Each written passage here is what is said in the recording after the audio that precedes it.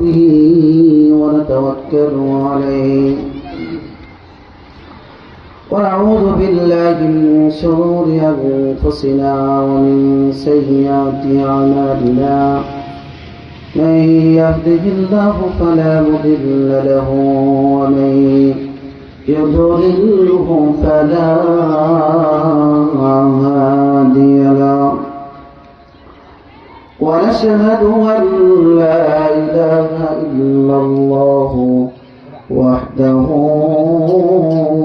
لا شريك له ونشهد أن سيدنا وسندنا وحبيبنا ومولانا محمدا عبد الله ورسوله الذي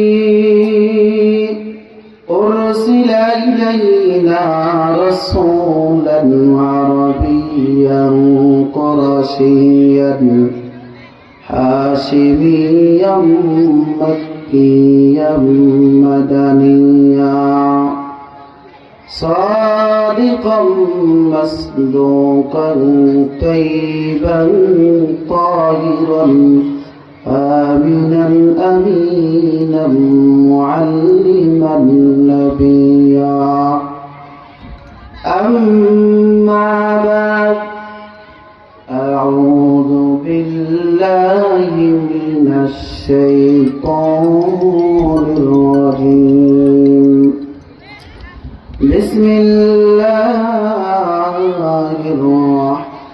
الرحمن الرحيم قل إن كنتم تحبون الله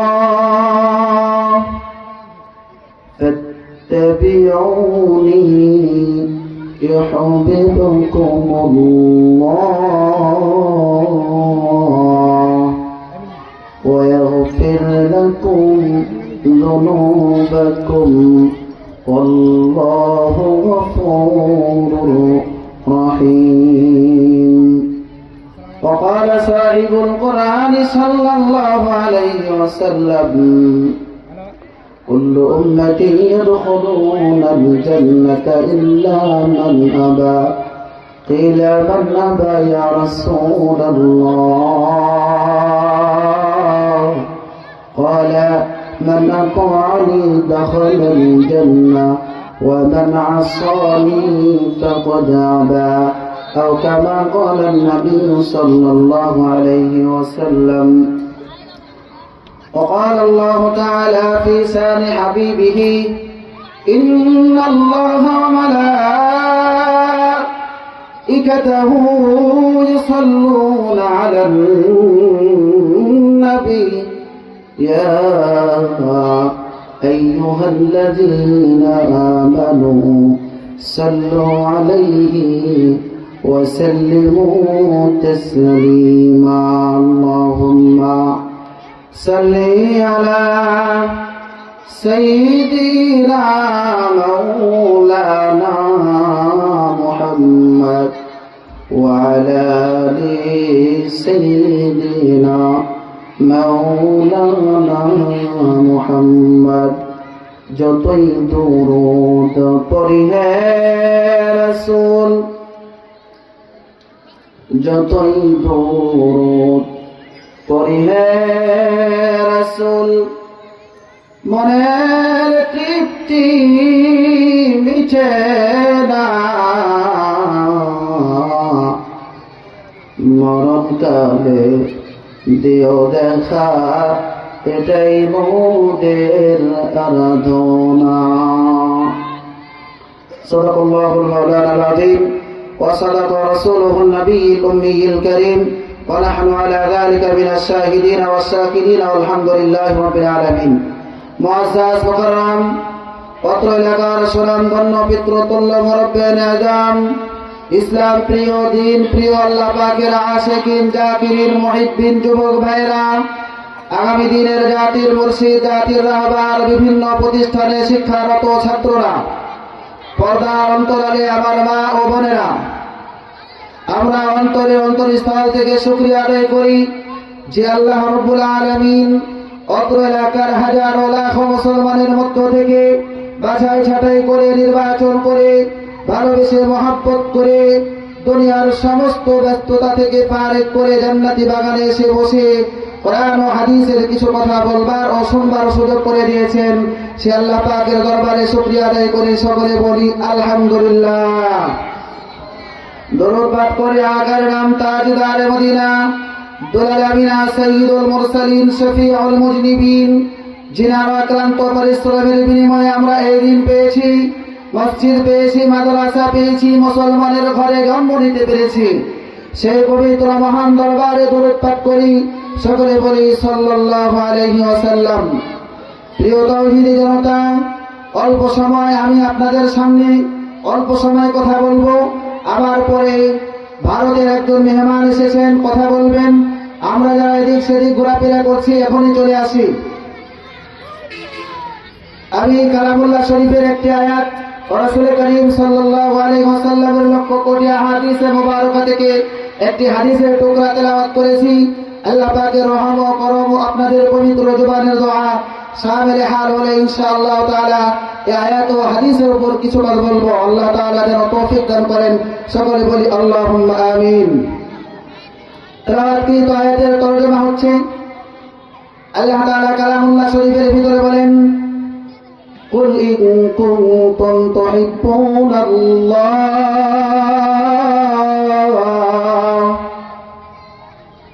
আল্লাহ রাব্বুল আলামিন তার হাবিবকে ডাক দিয়ে বলেন, হাবিব দুনিয়ার সমস্ত মানুষকে ডাক দিয়ে বলে দিন, যারা আমি আল্লাহর মহব্বত পেতে চাই, আমি আল্লাহর জান্নাত পেতে চাই, আমি আল্লাহর দেওয়া রিজিক পেতে চাই, আমি আল্লাহর দেওয়া ভালোবাসা পেতে চাই, আল্লাহ তাআলা আল্লাহ রাসূল সাল্লাল্লাহু আলাইহি ওয়াসাল্লামকে সম্বোধন করে বলে দিলেন, তুমি বলে দাও ফাত্তাবিউনি, যেন তোমরা আমার অনুসরণ করো, আমাকে অনুকরণ করো। অনুসরণ করার জন্য আল্লাহ রাসূল সাল্লাল্লাহু আলাইহি সাল্লাম বলেছেন, মহব্বত করার জন্য বলেন নাই, অনুসরণ করার জন্য বলেছেন। মহব্বত আর অনুসরণের ভিতরে অনেক পার্থক্য রয়েছে। মুফাসসিরিন কিরাম বলেন, মহব্বত করতো আল্লাহ রাসূল সাল্লাল্লাহু আলাইহি ওয়াসাল্লামের চাচা, তারপরও কালিমা নিয়ে মুসলমান হতে, কালিমা পড়ে কালিমা নিয়ে দুনিয়া থেকে যেতে পারে নাই। শুধু তাই নয়, মুসলমান ভাইয়েরা আমার, আল্লাহ রাসূল সাল্লাল্লাহু আলাইহি সাল্লামের চাচা তো মহব্বত করত। আল্লাহ রাসূল সাল্লাল্লাহু আলাইহি সাল্লামকে যখন কাফের মুশরিকরা সিয়াবে আবে তালেবে উন্মুক্ত কারাগারে রেখে দিল, খাবার দিত না, দোকান থেকে মাল বিক্রয় করত না, কারোর সাথে কথা বলতো না। 3টি বছর যখন আল্লাহ রাসূল সাল্লাল্লাহু আলাইহি সাল্লামকে জেলখানায়, উন্মুক্ত জেলখানায় রেখেছিল, তার সাথে আল্লাহ রাসূল সাল্লাল্লাহু আলাইহি সাল্লামের চাচাও ছিল, যে এখন পর্যন্ত মুসলমান হয় নাই, অনুসরণ করে নাই। তাকে আবার আল্লাহ রাসূলের যেটা বলতো যে আমি মহব্বত করি, আমার ভাতিজাকে, আমার ভাতিজা কষ্ট করবে, আমি এখানে আরাম করবো, এটা হতে পারে নাই। এমন কষ্ট করেছে। শুধু তাই নাই, মুসলমান ভাইরা আমার, আল্লাহ রাসূল সাল্লাল্লাহু আলাইহি সাল্লাম এত কষ্ট করেছেন, খাবার নাই, সাথে যতটুকু খাবার ছিল সব শেষ। এমন কষ্ট, গাছের পাতা আর ঘাস কতটুকু খেয়ে জীবন যাপন করেছে। শুধু তাই নয়, মুসলমান ভাইরা আমার, ঘাস খেয়ে আল্লাহ রাসূল এবং সাহাবায়ে কেরামদের দাঁড়িয়ে পায়খানাগুলো হয়েছিল ছাগলের মতো, এত কষ্ট করেছে। তারপরও আল্লাহ রাসূলের সাথে ছিল চাচা। এই চাচার নাম আমরা সবাই জানি। এই চাচা যখন আসলো মমস অবস্থায়, চাচাকে আল্লাহ রাসূল সাল্লাল্লাহু আলাইহি সাল্লাম বললেন, চাচা আপনি আমাকে এত মহব্বত করলেন, আপনি আমাকে এত ভালোবাসলেন, আর আপনি কালিমা ছাড়া আপনি মারা যাবেন, আপনি জাহান্নামের আগুনে পড়বেন, আমি সহ্য করতে পারবো না। চাচা একটিবার বলুন লা ইলাহা ইল্লাল্লাহু মুহাম্মাদুর রাসূলুল্লাহ। চাচা একটিবার বলুন, একবার বলুন, কালিমা পড়ুন। চাচা বলে, না ভাতিজা, সারা জীবন আমি আমার ধর্মে ছিলাম, মনুষ্য অবস্থায় যদি তোমার ধর্মে দীক্ষিত হয়ে যায়, আমার গালে চুলকানি লেগে যাবে না, না না। আল্লাহ রাসূল সাল্লাল্লাহু আলাইহি সাল্লাম দুই চোখের পানি ছেড়ে দিয়ে বলেন, চাচা আপনি মুহাম্মদুর রাসূলুল্লাহ পর্যন্ত আপনি না বললো একটু কালিমাটা বলুন, লা ইলাহা ইল্লাল্লাহ বলুন, আমার কানে কানে বলুন, প্রকাশ্য বলেন না। আমার আল্লাহ শুনবে, অল্প আস্তে বললো শুনবে, ধীরে বললো শুনবে, জোরে বললো শুনবে, একবার বলুন। তারপরও আল্লাহ রাসূল বলেন, আল্লাহ রাসূল সারা শরীর হাত বুলায় আর বলতেছে, চাচা একবার কালিমাটা বলুন। কালিমা পড়লো না। আল্লাহ রাসূল সাল্লাল্লাহু আলাইহি সাল্লামের চাচার শরীরে আল্লাহ রাসূলের হাবিবের যেখানে হাত লেগেছে সেখানে আল্লাহ তাআলা জাহান্নামের আগুন ঠেকাই নাই, বলেন সুবহানাল্লাহ। চাচাকে শাস্তি দিয়েছে, তাকে জাহান্নামের আগুনের এক জোড়া জুতা পরানো হয়েছে। এই আগুনের তাপে মাথার মগজগুলো বাতের মতো টকবক টকবক করে পড়তেছে। এই শাস্তি তার কিয়ামত পর্যন্ত হবে, সারা জীবন হবে। শুধু তাই নয় মুসলমান ভাইরা আমার, যে আল্লাহ বলতে যে কথা বলতেছিলাম, আল্লাহ রাসূলকে মহব্বত করতো কিন্তু অনুসরণ করতো না। আমাদের মতো অনেক যুবক আছে, আল্লাহ রাসূলের বিরুদ্ধে কথা বললে সে আর ধীরে শুয়ে থাকতে পারে না, সে রুখে দাঁড়ায়, কিন্তু আল্লাহ রাসূলের সুন্নাত মুখে নাই, আল্লাহ রাসূলের সুন্নতি পোশাক নাই, সুন্নতি লেবাস নাই, সুন্নতি টুপি নাই, কিন্তু আল্লাহ রাসূলের বিরুদ্ধে কথা বললে সে আর থাকতে পারে না, নামাজ পড়ে না, কিন্তু আল্লাহ রাসূলকে মহব্বত করে। এজন্য আল্লাহ তাআলা বলেছেন, আল্লাহ তাআলা কালামুল্লাহ শরীফের ভিতরে বলেছেন, আমাকে অনুসরণ করো। অনুসরণ করলে আল্লাহ তাআলা বলেন, আল্লাহ তাআলা তোমাদেরকে মহব্বত করবে, ভালোবাসবে। আমরা কেমন আল্লাহ রাসূলকে ভালোবাসি মুসলমান ভাইরা আমার, লক্ষ্য করে শোনেন। সাহাবায়ে কেরাম কিভাবে মহব্বত করতেন, সাহাবায়ে কেরাম এত সুন্দর করে মহব্বত করতেন, একটা ইতিহাস বললে আপনারা বুঝতে পারবেন। মসজিদে নববীর পাশে একজন বিধবা মহিলা শুয়ে আছেন, ছোট্ট একটা কলিজার টুকরাকে নিয়ে শুয়ে আছেন। হঠাৎ করে বেলাল রাদিয়াল্লাহু তাআলা আনহু গভীর রাত্রে হযরত বেলাল রাদিয়াল্লাহু তাআলা আনহু আওয়াজ দিলেন, হাইয়া আলাল জিহাদ। বেলাল রাদিয়াল্লাহু তাআলা আনহু এর আওয়াজ শুনে আল্লাহর রাসূল আল্লাহর বান্দী দুই চোখের পানি ছেড়ে দিয়ে কান্না করতে করতে বালিশ থেকে বিদায় দিলেন। ছোট্ট টুকরা কলিজার টুকরা কেঁদে কেঁদে বলেন, মা মারে মা। বেলাল রাদিয়াল্লাহু তাআলা আনহু তো আযান দিলে আপনি মুসল্লাটা নিয়ে ওযু করে নামাজে দাঁড়ায় যাবেন। ও মা, আজকে কেন আপনি কান্না করছেন, কারণটা কি বলেন মা? আল্লাহর বান্দীটা দিয়ে বলেন, বাবা তুমি বুঝবা না, এতদিন তো বেলাল রাদিয়াল্লাহু তাআলা আনহু বলেছেন, হাইয়া আলাস সালাহ, নামাজের দিকে আসো, হাইয়া আলাল ফালাহ, নামাজের দিকে আসো। আজকে বেলাল রাদিয়াল্লাহু তাআলা আনহুর আওয়াজটা একটু ভিন্ন। কি আওয়াজ দিছে বাবা শোনো। হযরত বেলাল রাদিয়াল্লাহু তাআলা আনহু আওয়াজ দিতেছে, বাবা বলতেছে, হাইয়া আলাল জিহাদ। কে আছো কোরআন প্রেমিকের মা হবে, কে আছো শহীদের মা হবে, তোমরা তোমাদের সন্তানদেরকে জিহাদের ময়দানে পাঠিয়ে দাও। কে আছো তোমরা রাসূল আশিকে রাসূলের মা হবে, তোমরা তোমাদের কলিজার টুকরাদেরকে জিহাদের ময়দানে পাঠিয়ে দাও। আশিকে রাসূলকে আশিকে রাসূলের বোন হবে, তোমরা তোমাদের ভাইকে জিহাদের ময়দানে পাঠিয়ে দাও। কে আছো আশিকে রাসূলের স্ত্রী হবে, তোমরা তোমাদের স্বামীদেরকে জিহাদের ময়দানে পাঠিয়ে দাও। কারণ কালকে আমাদের ময়দানে অনেক মা যখন একসাথে বসে থাকবো আমরা, আল্লাহ রাসূল সাল্লাল্লাহু আলাইহি ওয়াসাল্লাম বলেন, কালকে আমাদের ময়দানে সমস্ত মানুষের সামনে থেকে আল্লাহ তাআলা ডাক দিয়ে বলবেন, কোরআনের হাফেজের মা চলে আসো, আলেমের মা চলে আসো, আশিকে রাসূলের মা চলে আসো, আশিকে রাসূলের মা তোমরা চলে আসো, আশিকে রাসূলের স্ত্রী, আশিকে রাসূলের কোরআন প্রেমিকের স্ত্রী, কোরআন প্রেমিকের বোন তোমরা চলে আসো। সবাই আমার পাশ থেকে একটা একটা করে উঠে চলে যাবে, কিন্তু আমি হতভাগিনী সেখানে বসে থাকবো কেমন? আমার ঘরে উপযুক্ত সন্তান নাই, যাকে কলিজা, যাকে আমি জিহাদের ময়দানে প্রেরণ করবো। আল্লাহর বান্দা ছোট্ট বান্দা ডাক দিয়ে বলে, মা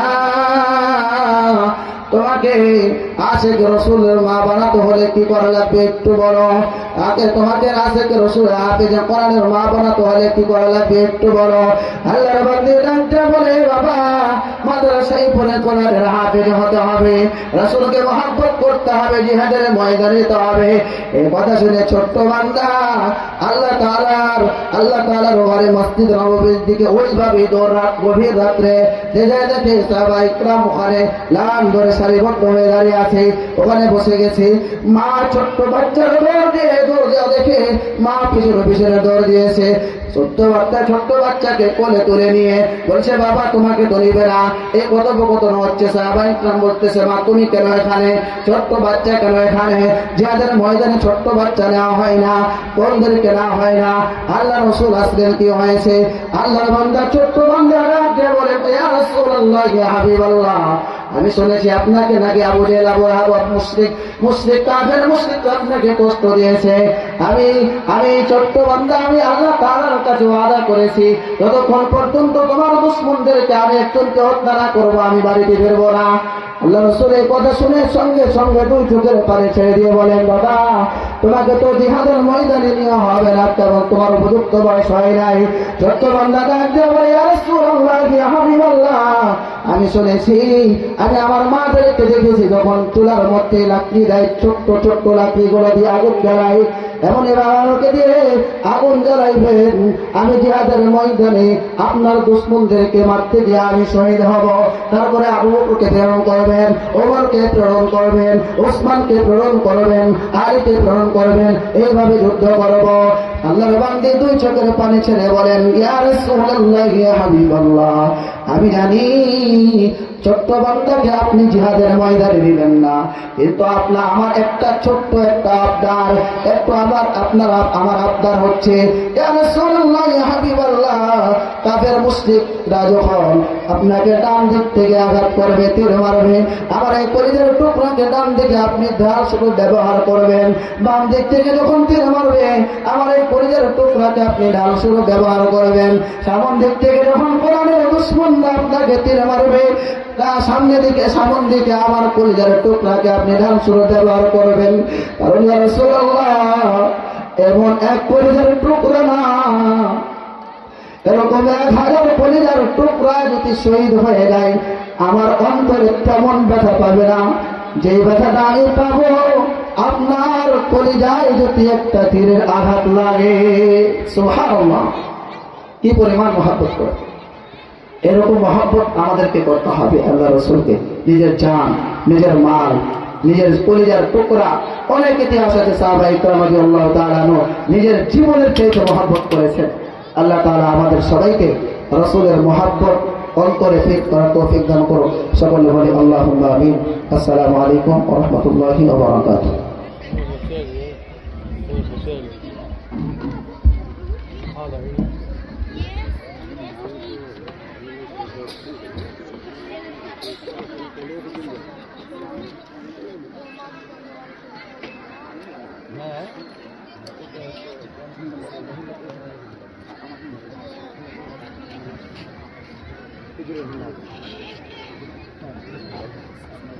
Hey!